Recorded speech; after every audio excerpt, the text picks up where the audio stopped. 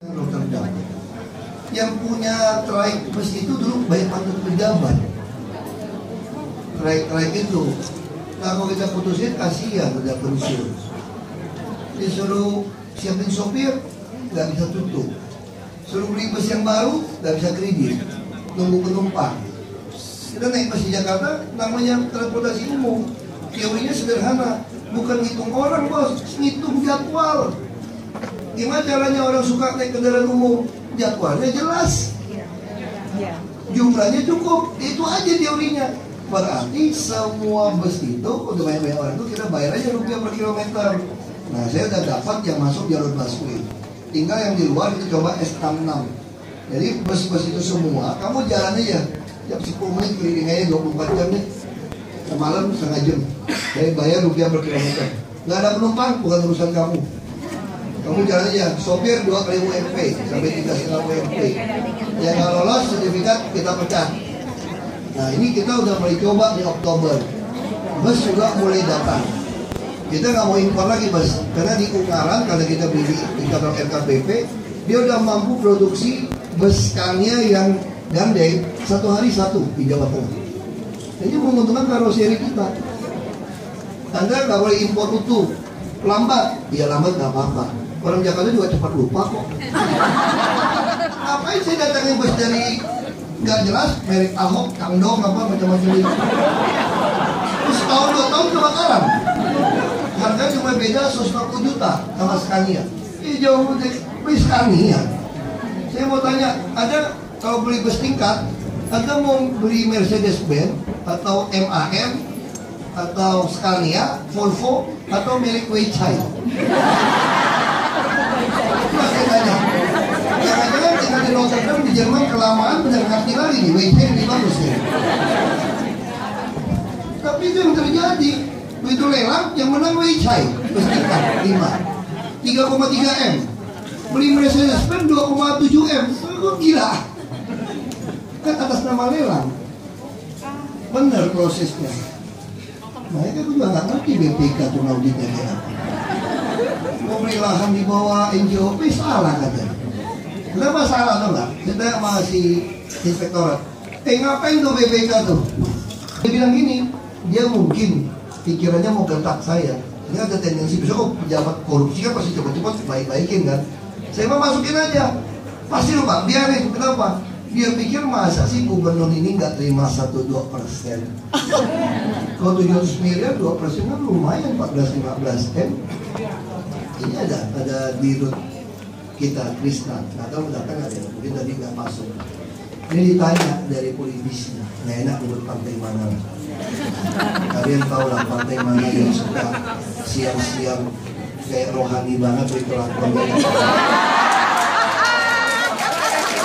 Saya tanya nih sama si dirutnya kita BUMD nih. Dirut. Ini emangnya gubernur itu bersih ya? Emang gubernur bersih? Terus si dirut jawab gini, gubernur bukan relatif bersih. Oh, langsung semangat dong. Kan ada kan? Lalu dia jawab lagi, tapi dia ekstrim bersih kan? Langsung loyo deh. Jadi itu stigma itu yang bikin kacau. Orang selalu berpikir mana ada sih gubernur yang bersih.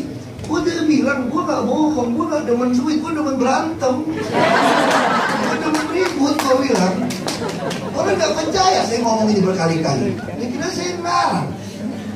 Saya tampang saya kan yang demen kan gue ribut gitu kan. Demen sih gitu loh.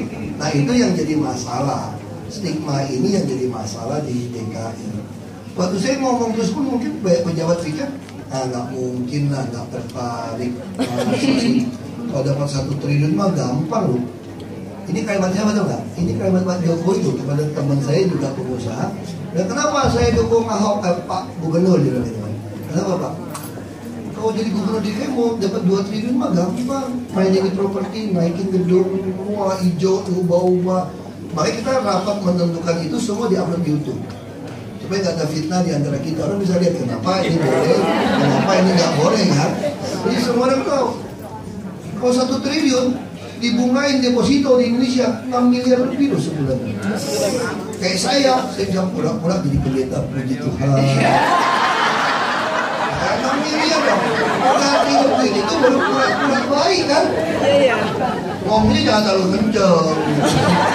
Ya Tuhan berkati. Orang kita gimana kayak gitu kan? Mari kita doakan. Kalau datang khotbah pakai Lamborghini kan 6 miliar. Tanya kan? Lalu bilang, inilah orang yang diberkati. Terus dalam Lamborghini kakak punya STNK lagi. Kenapa bodoh lagi kan? Tapi orang yang maunya begitu gitu. Makanya orang harus cari hobi tuh, jangan hobi jam tangan mahal, jangan hobi mobil yang mahal. Hobinya ngajak orang ribut pasti ada aman. Hobinya itu aja. Ya saya kira itu. Silakan mau nambah. Oke, jadi awal itu kalau udah bicara susah di tadi 5 pertanyaan sudah jawab Pak Ahok. Saya jadi pasien kali ini. Oke, 5 lagi. Perempuan dong Pak. Ini Pak ada Pak perempuan Pak. 1, 2 kacamata. Pertama saya ucapkan selamat datang Pak Ahok. Kami support Pak Ahok. Jadi TPU 1 pun dan support ya. Ini enggak mau bikin saya ribut sama Pak Jokowi. Enggak kok Pak, kami support Pak Jokowi. Semua kita ikuti semua lewat YouTube. Nah satu lagi hal Pak, ini kan suka bertengkar ya Pak ya. Dan kami tuh suka, saya ingin tahu bagaimana giat-giat Bapak menangani orang-orang yang susah membedakan antara uang gaji, uang suap, dan uang korupsi. Itu yang kedua. Kemudian yang ketiga, pembangunan ini loh, yang pembangunan untuk sampah daur ulang. Apakah ada rencana untuk Jakarta? Yang kedua tadi. Saya Kuswarani Disaputri dari Leiden University. Pertanyaan pertama saya adalah, tadi Bapak sudah bercerita banyak tentang pembangunan infrastruktur di Jakarta. Bagaimana tentang lapangan pekerjaan yang ditawarkan? Apakah seharusnya pastinya lebih banyak? Apalagi sekarang juga di sini banyak juga Indonesian Migrant Worker Union dan mereka di sini bekerja di Belanda jauh-jauh ke sini. Bagaimanakah peran Bapak sebagai Gubernur Jakarta untuk bisa mengurangi load orang-orang di sini supaya lebih banyak bekerja di Jakarta membangun Indonesia? Itu yang pertama. Oke, tadi juga ada banyak. Itu nanti pakai di SMS saja yang kedua ya. Terima kasih, selamat malam Ju. Saya jurnalis dan juga pengamat sepak bola pendidikan usia dini di Belanda Pak. Tadi Bapak bicara tentang regenerasi, yaitu kita melihat ke beberapa generasi ke depan. Bagaimana Bapak melihat nanti regenerasi Bapak berikutnya kalau nanti Bapak seandainya sudah tidak lagi menjabat sebagai gubernur, karena sekarang ini terlalu banyak, kata Bapak juga kita melihat di YouTube, dan terlalu banyak malingnya Pak. Bagaimana kita membentuk ke generasi yang baru ini? Saya melihat di Belanda itu pembentukan karakter anak-anak remaja itu dibentuk dari klub-klub sepak bola. Mereka sportivitas dan sebagainya, bekerja sama, solider, dan semuanya itu dibentuk. Makanya di sini gereja kurang ramai, tapi pendidikan dibentuk di klub-klub sepak bola. Mudah-mudahan Bapak bisa melihat bahwa di Jakarta itu sudah tidak ada lagi lapangan-lapangan sepak bola. Jadi di tingkat kelurahan akan bagus kalau ada lapangan sintetis yang bisa tahan lama, kemudian bisa di-maintain oleh pelatih-pelatih lokal yang mendapat pendidikan dari luar atau dari luar yang mengajarkan di Indonesia. Dan itu saya harap bisa membentuk generasi muda yang bagus berkarakter. Terima kasih Pak. Terima kasih banyak. Selamat malam Pak Ahok. Nama saya Bibi Chok, saya dari mewakili Indonesian Diaspora Network. Waktu itu perkenalan kita pertama adalah waktu kita telekonferensi dari Belanda dengan PPI dan Ikatan Ilmuwan. Itu bertempat di ruangan ini juga Pak. Dan setelah itu kita sudah menjalin kerjasama di proyek rumah susun di Muara Ante dan di Kota Tua Creative Festival. Dan selain Little Blue Cities, kita ada Task Force Medical Health, Task Force Kuliner, dan Task Force Business. Dan kami sangat mengharapkan bisnis ada pertemuan dengan Bapak kalau masih jadwalnya masih memungkinkan. Ya, kami masih ada konsep-konsep baru dan kebetulan ada 2 kawan yang sekarang sedang ada di Jakarta. Dan kami harapkan ada kerjasama lebih lanjut dalam bidang itu. Baik, terima kasih dan semoga sukses misinya. Terima kasih Bu Wiwi. Ibu yang loncat-loncat tadi? Oh iya, oke.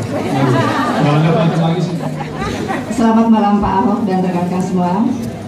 Saya mungkin tadi saya datangnya agak telat, jadi apakah ini sudah dipertanyakan atau belum saya agak tidak tahu. Yang saya mau tanyakan, saya ada titipan pesan dari teman-teman di Jakarta, pegawai dari Transjakarta Pak. Mereka sudah bekerja lebih dari 10 tahun, mereka masih status karyawan kontrak. Nah, mereka minta kejelasan bagaimana nasib mereka selanjutnya. Apakah tetap menjadi karyawan kontrak atau ada perubahan lainnya? Terima kasih.